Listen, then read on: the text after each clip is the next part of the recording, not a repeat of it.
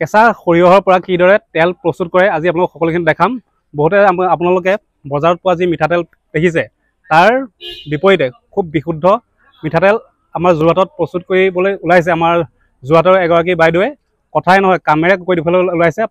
বজাৰ আৰু পথাৰ নিজৰ দখলত মৰম খাটি সৰিয়হৰ তেল আজিৰ পৰা উদ্বোধন কৰিছে আৰু ভিতৰত গৈ পেলাই এই যিটো কাৰখানা উদ্যোগ তেওঁ স্থাপন কৰিছে তাৰ কিদৰে এটা কেঁচা সৰিয়হৰ পৰা মিঠাতেল প্ৰস্তুত কৰে সকলোখিনি দেখাম। ব্ৰেণ্ড নাম কি দিছে, মাৰ্কেটিং কেনেকৈ কৰিছে, যোগাযোগ কেনেকৈ সকলো দেখাম। আৰু মেলেং বালি চাপৰি আৰু যোগাযোগৰ নাম্বাৰ তলত দিয়ে দিছোঁ। আপোনালোকে কোনোবাই যদি দোকানে ৰিটেইলাৰ হওক বা হ'লচেলাৰ হওক ল'ব বিচাৰে তেন্তে তলত দিয়া নাম্বাৰত যোগাযোগ কৰক। খুব বিশুদ্ধ তেল, বজাৰত পোৱা যি তেল তাৰ বিপৰীতে আহিছে খাটি সৰিয়হৰ তেল মৰম। আৰু আহক ভিতৰত গৈ যিটো কাৰখানা তেওঁলোকে বনাইছে কিদৰে ইয়াত তেল প্ৰস্তুত কৰে সকলোখিনি আপোনালোকক দেখাই গৈ আছোঁ।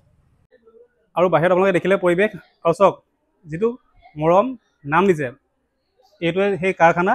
সেই কাৰখানাৰ ভিতৰত আহিছোঁ আৰু এই কাৰখানাৰ পৰাই মৰম নামেৰে যি খাটি সৰিয়হৰ তেল প্ৰস্তুত হ'ব। আৰু ইয়াৰ যিখিনি মেটেৰিয়েল চাওক এই সৰিয়হ তেওঁলোকে এনেকৈ ৰাখিছে ষ্টক কৰি পেলাই।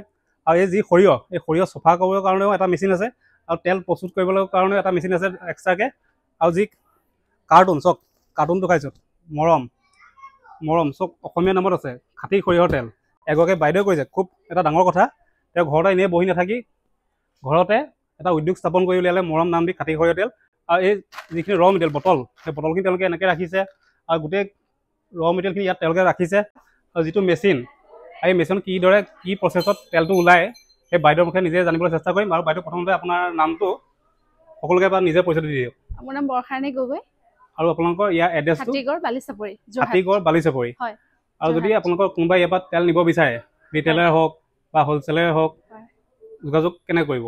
যোগাযোগ মোৰ ফোন নম্বৰ দিয়া থাকিব, বটলতে ফোন নম্বৰ আছে। বটলৰ ফোন নম্বৰ থাকিব? হয়, ফোন নম্বৰ পাই যাব। আৰু প্ৰচেছটো এবাৰ আপুনি নিজে দেখাই দিব এবাৰ। প্ৰচেছটো এইটোৱে হৈছে আমাৰ সম্পদ মেচিনটো এইটোৱে চাওক এইটোৱে ইয়াতে সৰিয়হটো বকা হয়। ইয়াত মানে কেঁচা সৰিয়হ দিয়া ন? কেঁচা সৰিয়হ ইয়াত দিয়া হয়। আৰু কেঁচা সৰিয়হ দিয়ে থৈছে চাওক যি সৰিয়হ এই সৰিয়হটো প্ৰথম ইয়াত দি দিয়ে। সৰিয়হ চফা কৰা আমাৰ আৰু এটা মেচিন আছে দেই, সেইটো বাহিৰত আছে। মানে সৰিয়হ চফা বেলেগত হ'ব? চফা বেলেগ এটা মেচিনত কৰা হয়, বাহিৰত কৰা হয়। আৰু ইয়াৰ পৰা ক'ত যাব? ধূলি বালিখিনি ওলাই যায়। সেই সৰিয়হখিনি ইয়াত আনি ইয়াত ঢালি দিয়া হয়। ইয়াৰ পৰা এনেকে ওপৰলৈ ইয়াৰ পৰা ক'ত যাব? ওপৰত যাব। ইয়াত পৰে। তাৰপিছতে এইটো মেচিনটো এইফালে মটৰ আছে এনেকে চলি মেলি এনেকে তেল ওলাই ইয়াত মানে ইয়াত এইটো মেচিনৰ পৰা ইয়াত আহিব। হয় হয়, ইয়াত আহে।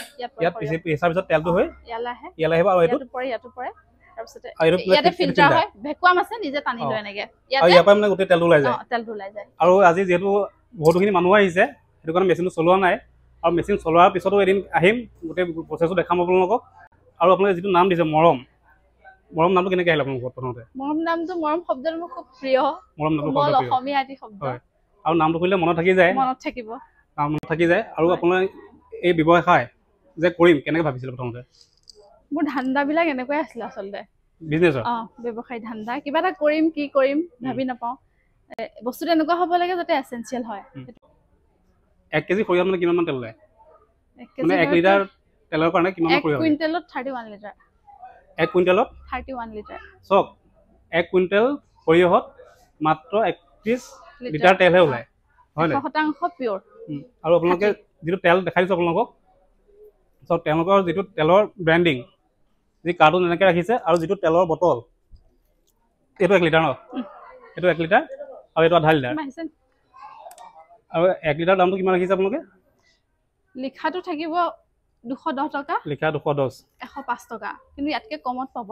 আপুনি কাৰ্টুন হিচাপে ল'লে বহুত লিখা আছে 210, কিন্তু যদি আপোনাক কাৰ্টুন হিচাপে লয় দোকানৰ কাৰণে এতিয়া যথেষ্ট কমত পাব। সেইটো যোগাযোগ কৰিব। আৰু এই খাটি সৰিয়হ তেলৰ গুণাগুণ কেনেকুৱা?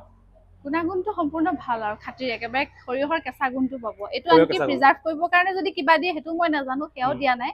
একদম একো কেমিকেল ইউজ নকৰে, একদম খাটি সৰিয়হৰ তেল। 100% খাটি। 100% খাটি সৰিয়হ তেল। আৰু বাইদেউ আজি যথেষ্ট বিজি, হাতত বটা চটা লৈ আছে, যথেষ্টখিনি মানুহ বাহিৰত আছে। আৰু তেল আমিও লৈ যাম, কেনেকুৱা কি খাই টেষ্ট কৰিম। আৰু নেক্সট মেচিন চলাৰ পিছত আকৌ আহিম। অসমীয়া গিৰি চক অসমীয়া গিৰি মৰম, এইফালে অসমীয়াটো লিখা আছে মৰম চক। এইপিনে 1 লিটাৰ বটল আৰু আধা লিটাৰ বটল। কথাই নহয় কামেৰে কৰি দেখুৱাইছে, হয় নে বাৰু?